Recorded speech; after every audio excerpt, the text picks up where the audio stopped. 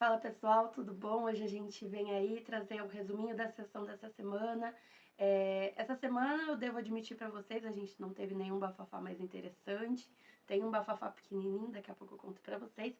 Mas nada grandioso, mas de qualquer forma a gente sempre tem que estar atualizado do que está acontecendo, né? Às vezes os bafafás pequenos viram bafafás grandes no futuro e vocês não estão sabendo o que está acontecendo e o porquê. Então vamos lá.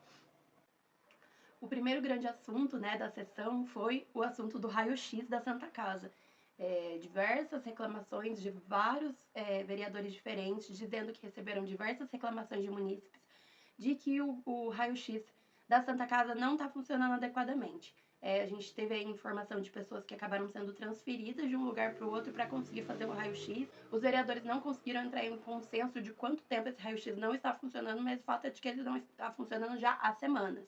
Então fica aí para cobrança futura, né? Também muitas reclamações sobre o asfaltamento. A gente teve aqui em Pinda já 2 empréstimos, cada qual, se não me falha a memória, de 15 milhões de reais para realização de asfaltamento. Os 2 empréstimos foram autorizados pela Câmara e agora a Câmara vem reclamando de que não foram cumpridos todos os asfaltamentos e os asfaltos que foram feitos estão já se deteriorando, digamos assim. E aí teve uma reclamação em especial do vereador Norbertinho na sessão passada, voltando um pouquinho agora no tempo, de que diversas ruas do Xangri-Lá não foram asfaltadas e havia promessa de que seriam. Aí a gente também não pode tirar a culpa dos próprios vereadores. Por quê? É muito tradição em Pindamonhangaba os vereadores assinarem cheque em branco para a prefeitura. Vai lá e fala, gente, a gente vai fazer aqui um empréstimo de tantos milhões para fazer asfaltamento e a gente vai priorizar os setores tais da cidade. Isso não diz nada para ninguém. Cada bairro da cidade tem muitas ruas. Se ele for lá e asfaltar uma rua dentro desse bairro, ele já está cumprindo a promessa dele de que asfaltar o bairro tal, alguma coisa no bairro tal. Então, a gente precisa começar a exigir dos vereadores, os vereadores precisam começar a raciocinar por esse lado, de definir, muito melhor definido, quais são os critérios que vão ser colocados para ser feito alguma coisa. Vai asfaltar? Tá bom, vai asfaltar onde? Eu quero a lista das ruas. Não dá para saber todas que vai asfaltar, porque tem uma diferença aí de preço. Beleza, me dá a lista das prioritárias que você tem certeza que você vai asfaltar e a lista das que são para caso sobre dinheiro. Isso precisa ser feito. Não é razoável que a prefeitura receba 15 milhões na mão para asfaltar ruas que a gente não sabe quais são. Que a gente são 15 milhões na mão da prefeitura, a gente não sabe para onde está indo esse dinheiro adequadamente. Então, é algo aí para a gente exigir que os vereadores tenham maior controle, até porque senão depois para eles cobrarem, eles não têm o que cobrar, porque a lei está sendo cumprida, porque na lei não consta nenhuma exigência, e fica por elas mesmas. Depois dos requerimentos, a gente teve uma parte interessante, que foi uma fala do Vela sobre a SEI do Magrão. Vamos começar pela crítica, depois a gente fala da parte interessante. Falando que eles precisavam fazer ainda uma reunião para definir quem seria o relator da SEI. Isso quer dizer que eles ainda não fizeram nada na SEI, porque a reunião que define o relator é a primeira coisa que se faz. Então, assim, nada foi feito pelo que se parece.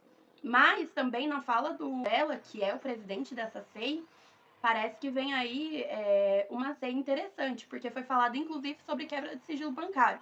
No outro vídeo que eu fiz sobre a SEI do Magrão, já expliquei para vocês a importância da quebra de sigilo bancário dentro de uma SEI, especialmente nessa. Então vamos ficar de olho aí para ver o que vem lá.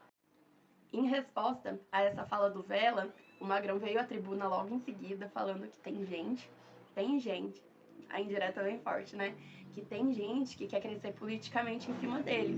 Gente, pelo amor de Deus, a pessoa tem uma denúncia desse tamanho em cima dela, ainda tem que falar que os outros que estão querendo crescer politicamente em cima dele. É difícil, né? Mas tomara que essa SEI seja bem gerida, que a gente tá aí de olho para esperar se a condenação vem aí. No fim das contas, sobre os projetos, a gente teve aí 2 projetos que são interessantes, não criam nada tão absurdamente inovador, mas que dentro da área que eles se propõem, tá beleza, tranquilo. O primeiro, Cal e Regininha pedem a inclusão da Festa Julina de Moreira no calendário oficial da cidade. O projeto foi aprovado por unanimidade, não tem nada de tão absurdo no projeto, é um projeto tranquilo. Inclusão de datas em calendário municipal é algo que nunca dá briga.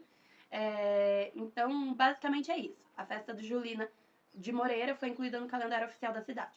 Ponto.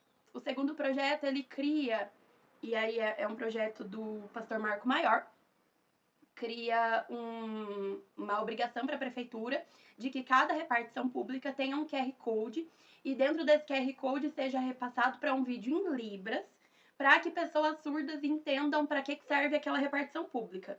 Então, é uma orientação básica de quais serviços naquele local ela vai encontrar.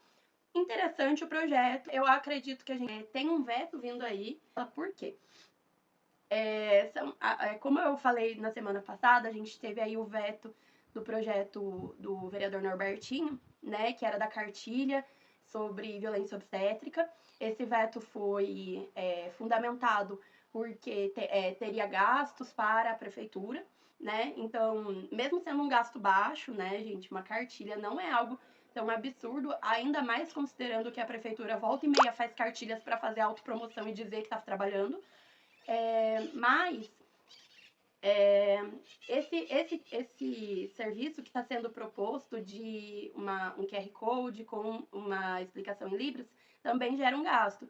Então, ou o prefeito vai vetar esse também dizendo que tem gasto, o que também é outro absurdo, ou ele vai aprovar e esse argumento do gasto cai por terra. A gente não sabe se vem veto ou se vem aprovação, mas desde já a gente já está com raiva. A gente tem que ficar de olho nesse tipo de conduta da prefeitura, sobre os vetos que não dizem nada com nada. São vetos que depois não são acompanhados por projetos de lei de iniciativa da prefeitura. Então, se esse for o caso, a gente precisa tá exigindo tanto da prefeitura que aprove esse tipo de projeto que é para benefício da população, quanto que a gente exija da própria Câmara que esses vetos caiam, porque quando o prefeito veta esse tipo de projeto, esse projeto volta para a Câmara e a Câmara tem a possibilidade de aprovar, de derrubar o veto do prefeito. Então, vamos ficar atento para ver o que vem aí. Esse projeto do pastor Marco Maior é um projeto interessante, é um projeto que gera um gasto baixo e a gente não sabe ainda como vai ser tratado quando chegar na mão do prefeito. Então, todos esses tipos de projeto que geram algum gasto, mas que não são gastos altos, a gente precisa ter esse olhar de pensar que a prefeitura não pode, quer dizer, poder pode, mas é errado.